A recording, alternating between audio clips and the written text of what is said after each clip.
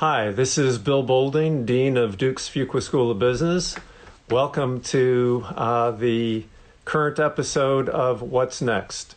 Shortly, I think I'll be joined by Manju Puri, a distinguished faculty member in the finance area at the Fuqua School of Business. So I look forward to having Manju join me here. And we're live. Hi, Bill.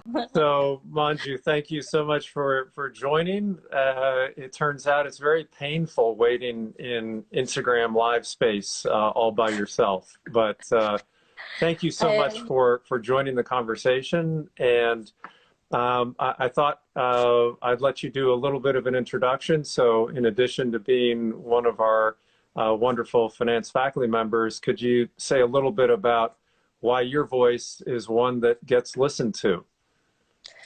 Thanks, Bill. It's great to be here on Instagram with all our Fuqua people. So let me tell you a little bit about myself. So I did an MBA, and after that, unlike many other academicians, I actually worked in the real world. I worked in commercial banking, investment banking. I did cross-border M&As across 3 continents, Bombay, Hong Kong, and London. And then I decided I wanted to dig in deeper. And so I did my PhD in finance. My first job was at the Stanford Business School as a faculty member. And then I moved to Duke, where I teach a class on raising capital and fintech.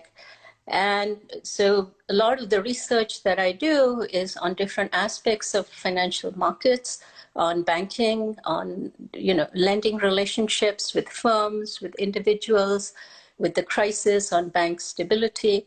I've also done things on entrepreneurship and innovation, behavioral work, and recently fintech.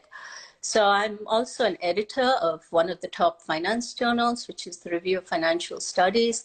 And in that capacity, we've led a fintech initiative to try and increase the amount of research and the knowledge that we have on fintech. And as a senior advisor to the FDIC, I helped organize a Duke FDIC FinTech conference where we had people from academics, the policymakers, we had the Treasury Secretary, the OCC Comptroller, the FDIC Chairman, as well as industry practitioners. We had more than 900 people there. And of course, we had our MBA students from the Duke FinTech Club there, largely to try and help us figure out what's going on this space, because there's a lot we have to learn and we need to sort of amalgamate the research and the policy and the practice. Given that background, I'm not surprised to see the comment that's in front of me saying best class ever, raising capital. But you have an extraordinary background and breadth of experiences that connects you into the middle of things and gives you incredible expertise. So as you think about the current situation that we're facing, how would you compare the current crisis with the Great Recession of 2008? I think that's an excellent question. I think in my class, I often tell students, at least 2 or 3 times in your life, you're going to go through a crisis. I don't think they expect it to have another one quite so soon. But it's important to point out some differences.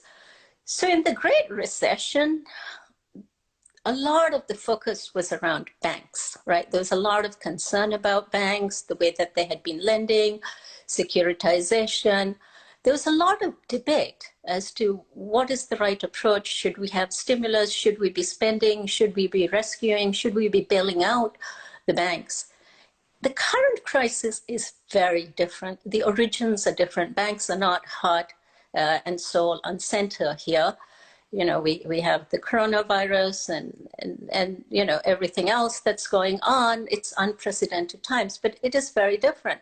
And unlike previous crises, right, where there was a lot of debate as to should we be doing stimulus, at this time around, there's comparatively, there's a lot of agreement that, yeah, we do need to do a stimulus. We do need to do bailouts. There may be disagreement on the details, but this is particularly true for small businesses, which, you know, are the heart and soul of our economy and which have been affected disproportionately, I'd say, in today's world. All right.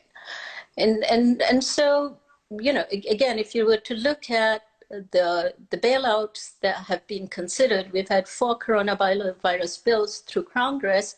Let's talk a little bit about small businesses. So initially there was 349 billion in the PPP. So that's the Payment Protection Program. It ran out in 2 weeks, and Congress has just passed another 310 billion funding for PPP. Now, there's been a lot of criticism that among the small businesses, it has been the largest small businesses, the more well-connected small businesses, the ones with strong relationships to banks that have got in front of the queue. So I think 176 publicly traded companies got more than 650 million in PPP loans. And so the smaller of the small businesses, the ones that are struggling, that really needed the funds, there's a sense that they got left out.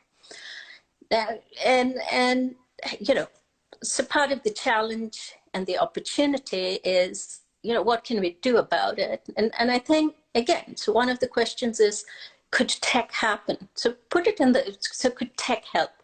Put it in the context of fintech, right? So instead of having existing banks or borrowers in charge of these programs, could we have augmented technology to have small businesses do this online, you know, alternatively, perhaps with fintechs? Could we have been more efficient? Could we have been more equitable? And I think thinking about some of these things, right, there are both the opportunities and the challenges that in today's world, how do we harness all of this? And similarly, like some of my research, recent research has looked at, you know, how do you give credit through fintech, right? What are alternate scoring methods? And so if you're giving credit remotely without even seeing someone, can you do a good job using what we call the digital footprint, just the information you leave behind on the web?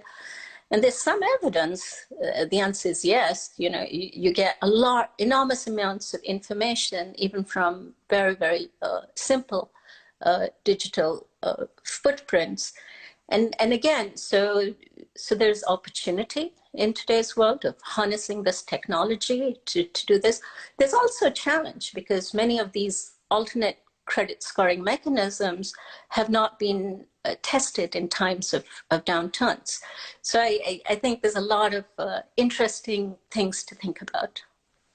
So there's much to learn, clearly, but there are potentially some bright spots in terms of the role that the technology in the fintech sector in particular can play as we move through and beyond the current crisis. So beyond that, I'm curious. I know that you're not in the business of forecasting the economic future, unlike some of your colleagues. But as you think about, is this a good time to go to business school? Are the skills from going to business school going to be relevant as you think about both the challenges and the opportunities in the spaces in which you are very expert? Yes. So this is a time of massive business disruption. I think we can all agree on that. And there has been an emergence of tech to do business. This was an ongoing trend, but it has accelerated at this point. And so, and in finance, you know, when we think of fintech and we think of distance-based lending or credit scoring or other things, there's clearly opportunity. And I think for the last 3 years, every time I've taught my class raising capital in fintech, I've had at least one group of students start a fintech, right? And so again, it's sort of a challenge and opportunity. There are new skill sets There are new ways of thinking. There's new ways of looking at tech. There's entrepreneurship. And I think of an MBA as an investment in these skill sets. And, you know, given everything that's happening, it's probably a good time to make those investments. On that note, I think that we'll wrap things up. Manju, thank you so much for your time and to allow all of us to benefit from your expertise. Thank you. Thank you, Bill.